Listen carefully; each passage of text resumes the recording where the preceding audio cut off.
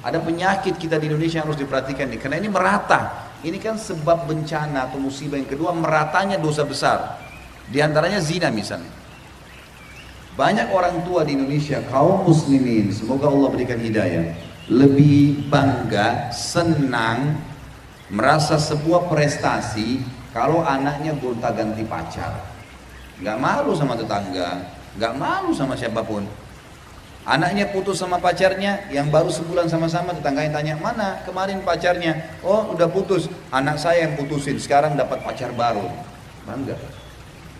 Orang pacaran jalan berdua malam minggu, nggak terjadi perzinahan? Kira-kira? Pergi ke Ancol, pergi ke bioskop, gelap-gelap, dingin, terus nggak terjadi perzinahan? Bagaimana orang tuanya bisa tidak berpikir sampai ke situ tuh? Anak perempuannya merupakan nama suci, kehormatan keluarganya. Sedikit saja sperma, tetes sperma laki-laki yang haram tertetes, maka hamil, rusak semua nih. Rusak si anak, rusak nama keluarga, rusak keturunan yang akan lahir. Kacau semua nih. Kenapa diizinkan? Sementara kalau kita bilang nikahkan anaknya, oh masih muda, malu sama tetangga kalau nikah muda. Perhatikan, yang halal ditinggalkan, yang haram malah dihidupkan. Bangga bergonta-ganti pacar anaknya, mungkin berzina bolak-balik. Bahkan ada keluarga di Jakarta yang saya temukan, dan saya sempat menegur pada saat itu karena ada hubungan kerabat dengan saya. Bangga orang tuanya pada saat anaknya gonta-ganti pacar, dan kalau pacarnya dibawa nih, anak laki-lakinya bawa pacarnya, sudah salaman, sudah segala, oh iya silakan istirahat nak, istirahat di kamar anak laki-lakinya. Ini silakan istirahat maksudnya apa? Silakan zina dong, gitu kan? Ini gimana? Mati lampu. Saya pernah berkunjung di salah satu rumah, pada saat itu saya belum tinggal di Jakarta, saya diberikan satu kamar gitu. Satu kamar itu untuk saya. Saya kebetulan pagi ada urusan ke kedutaan Saudi, saya pergi. Saya balik, kebetulan ada yang ketinggal gitu. Ternyata anak tuan rumahnya ini sedang sama pacarnya di kamar. Saya nggak tahu kamar itu sudah dipinjamin buat saya.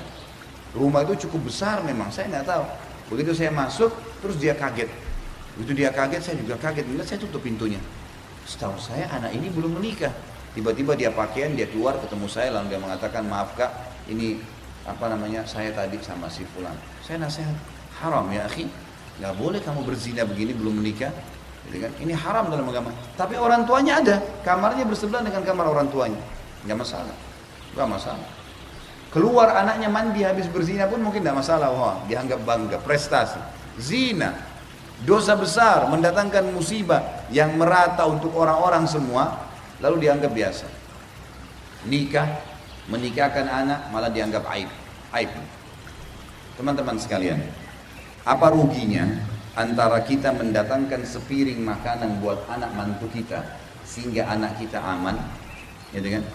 Dibandingkan kita menahan dia untuk menikah hanya karena malu di masyarakat. Dan ini sebuah pemahaman yang salah, sementara kita komunitas Islam. Dan ingat, dalam mengerjakan ibadah kepada Allah tidak ada hubungannya sama prestasi dunia. Enggak butuh Anda jadi manajer perusahaan baru sholat malam, enggak. Tukang sampah di pinggir jalan pun, pincang pun kakinya, cacat pun tetap sholat malam berlaku pada dia.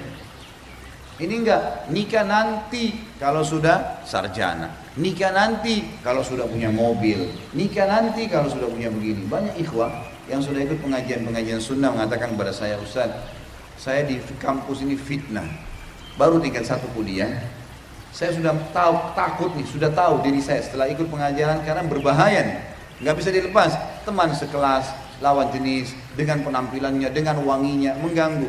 Saya berusaha menghindar, tapi satu kelas. Sekarang saya bahasakan ke orang tua saya untuk menikah, kata mereka, untuk kamu makankan apa anak istri kamu nanti? Dihubungkan antara nikah yang merupakan ibadah dalam agama dengan prestasinya. Nanti kamu bagaimana? Nanti kamu begini. Macam-macam syubhat-syubhat syaitan yang muncul untuk membuat anaknya tidak menikah.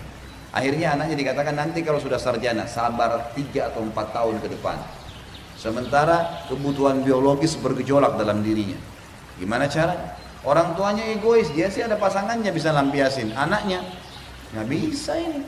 Nggak ada hubungannya. Setelah sarjana pun cari kerja dulu nak, 2 tahun. Sudah kerja pun tunggu punya rumah, tunggu punya mobil, 40 tahun anaknya baru nikah. Bagaimana nggak kelihatan anak-anak yang umur 33 sudah ubanan semua? Banyak orang, maaf jangan tersinggung kalau ada di sini ya. Banyak orang yang belum 40 tahun sudah putih semua rambutnya. Kenapa? Telat nikah tuh.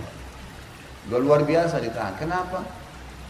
Baik, saya datangkan piring buat anak mantu saya, nanti saya ajar mereka, berikan modal, didik. Bukankah banyak orang juga tidak sarjana dan berhasil, dan banyak juga sarjana yang pengangguran.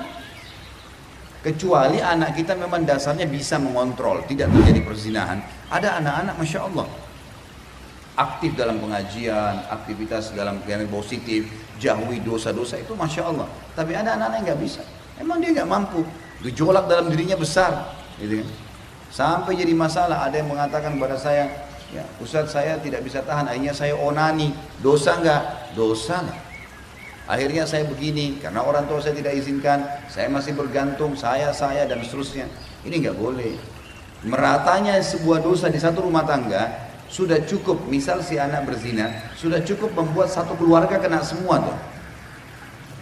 Meratanya dosa di satu komplek perumahan 15 rumah, sudah cukup membuat perampok masuk merampok semuanya. Sudah cukup kebakaran terjadi untuk satu komplek. Sudah cukup konslet listrik untuk semuanya. Sudah cukup banjir untuk semuanya. Dan. Gak boleh, ini merata. Akan merata semua nih azabnya Allah. Gak boleh didiamkan.